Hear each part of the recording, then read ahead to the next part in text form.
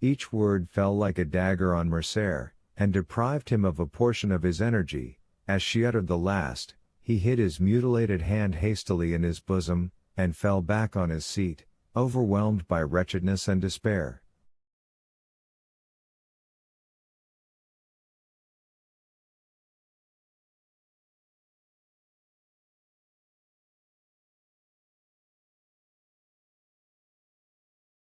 This scene completely changed the opinion of the assembly respecting the accused count.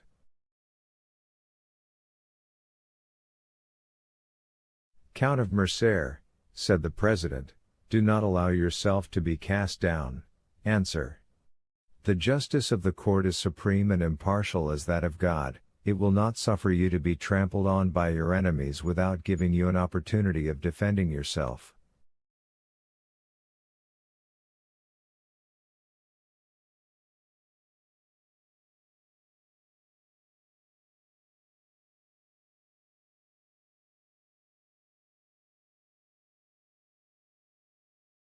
Shall further inquiries be made? Shall 2 members of the House be sent to Yanina? Speak.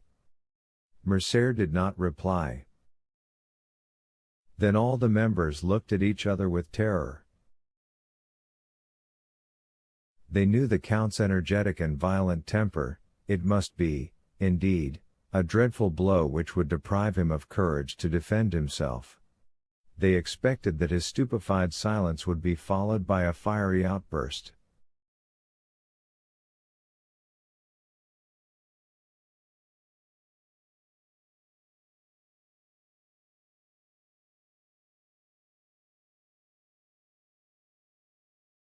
"Well," asked the president, "what is your decision?" "I have no reply to make," said the Count in a low tone. "Has the daughter of Ali Tepelini spoken the truth?" said the president. "Is she, then, the terrible witness to whose charge you dare not plead not guilty?"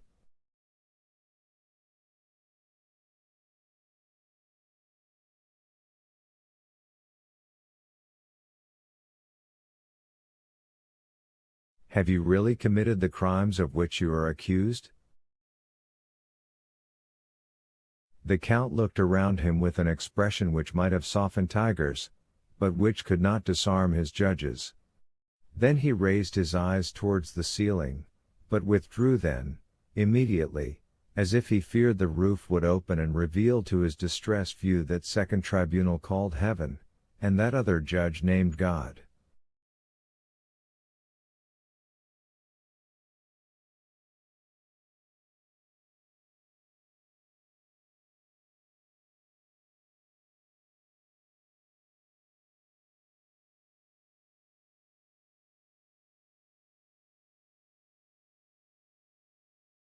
Then, with a hasty movement, he tore open his coat, which seemed to stifle him, and flew from the room like a madman. His footstep was heard one moment in the corridor, then the rattling of his carriage wheels as he was driven rapidly away.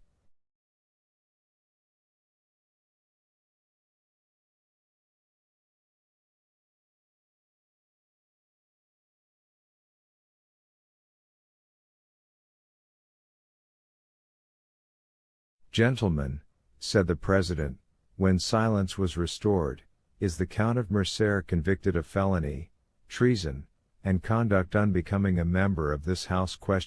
Yes," replied all the members of the Committee of Inquiry with a unanimous voice.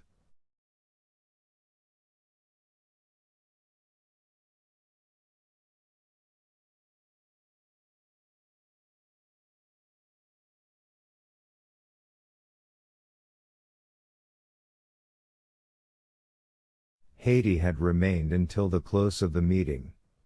She heard the Count's sentence pronounced without betraying an expression of joy or pity, then drawing her veil over her face she bowed majestically to the councillors, and left with that dignified step which Virgil attributes to his goddesses.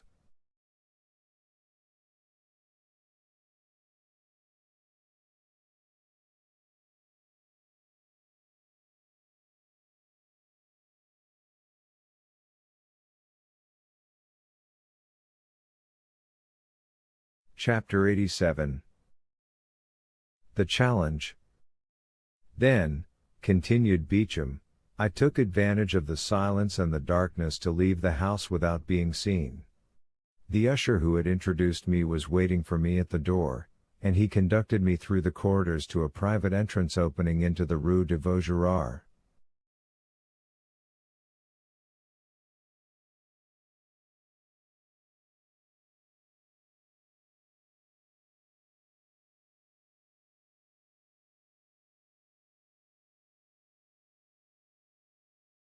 I left with mingled feelings of sorrow and delight.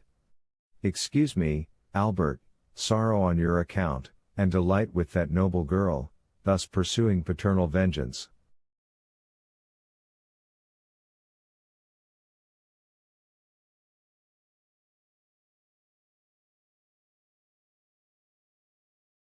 Yes, Albert, from whatever source the blow may have proceeded, it may be from an enemy, but that enemy is only the agent of Providence.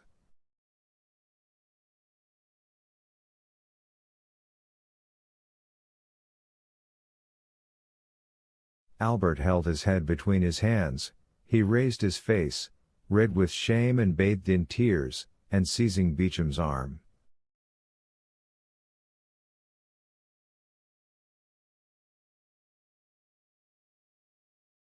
My friend, said he, my life is ended. I cannot calmly say with you, Providence has struck the blow, but I must discover who pursues me with this hatred, and when I have found him I shall kill him, or he will kill me. I rely on your friendship to assist me, Beecham, if contempt has not banished it from your heart.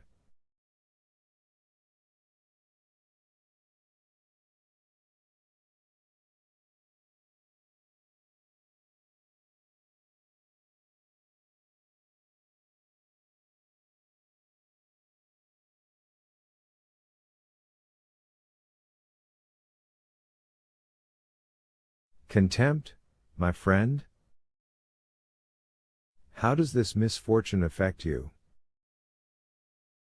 No, happily that unjust prejudice is forgotten which made the son responsible for the father's actions.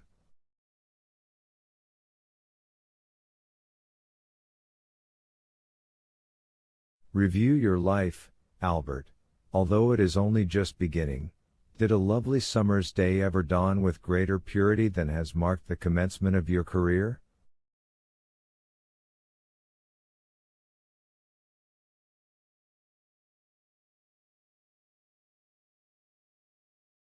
No, Albert, take my advice.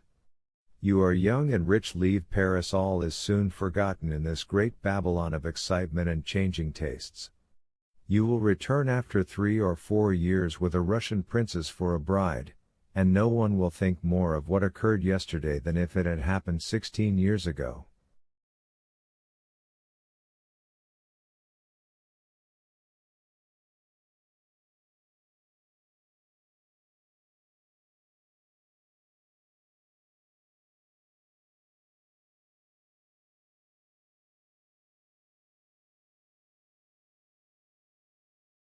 Thank you, my dear Beecham, thank you for the excellent feeling which prompts your advice, but it cannot be.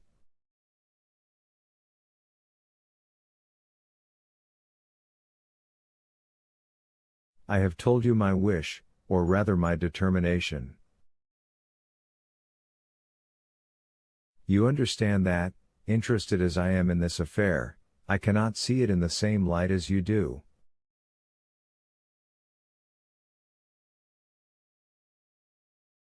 What appears to you to emanate from a celestial source, seems to me to proceed from one far less pure.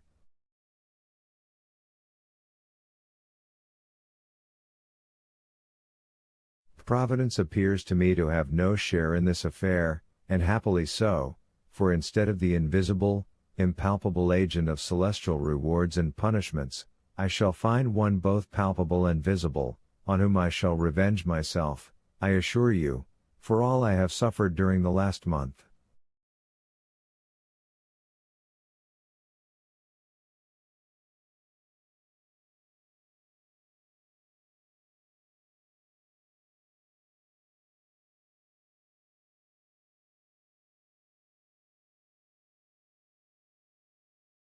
Now, I repeat, Beecham, I wish to return to human and material existence, and if you are still the friend you profess to be, help me to discover the hand that struck the blow.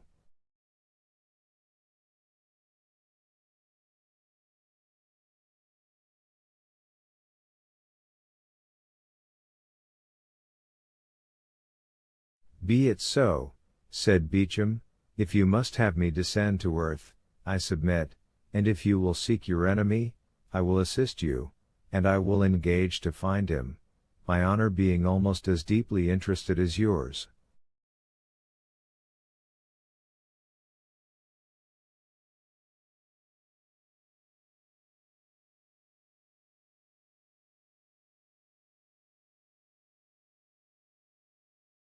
Well, then, you understand, Beecham, that we begin our search immediately.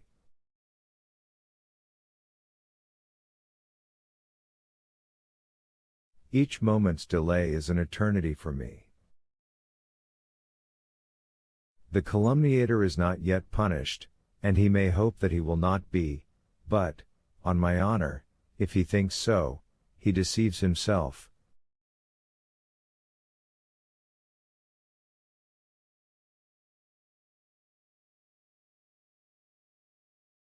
Well, listen, Mercer. Ah, Beecham, I see you know something already, you will restore me to life.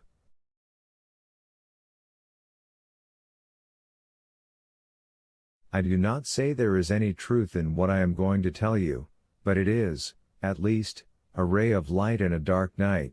By following it we may, perhaps, discover something more certain.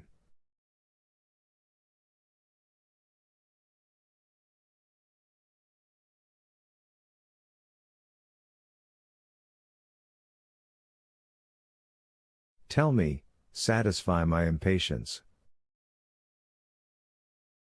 Well, I will tell you what I did not like to mention on my return from Yanina. Say on. I went, of course, to the chief banker of the town to make inquiries. At the first word, before I had even mentioned your father's name.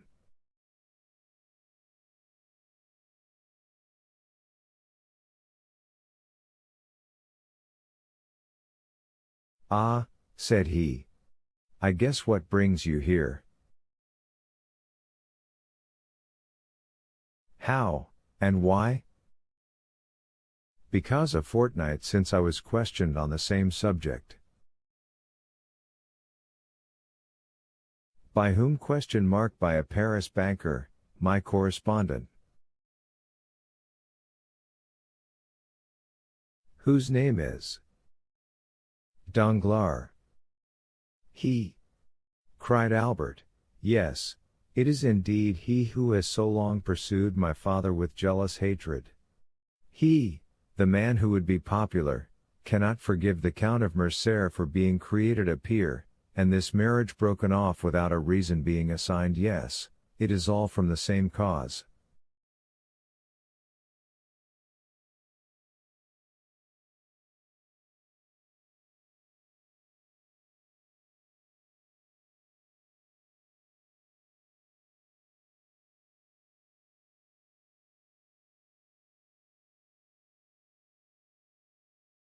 Make inquiries, Albert. But do not be angry without reason. Make inquiries, and if it be true.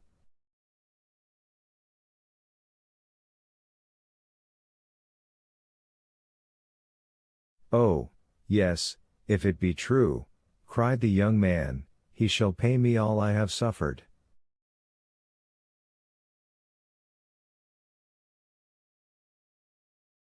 Beware, Mercer, he is already an old man. I will respect his age as he has respected the honor of my family. If my father had offended him, why did he not attack him personally?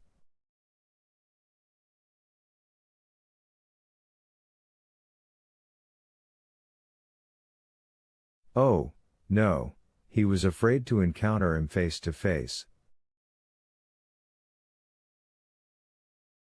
I do not condemn you, Albert.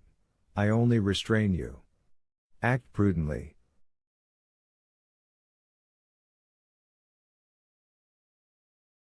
Oh, do not fear, besides, you will accompany me. Beecham, solemn transactions should be sanctioned by a witness.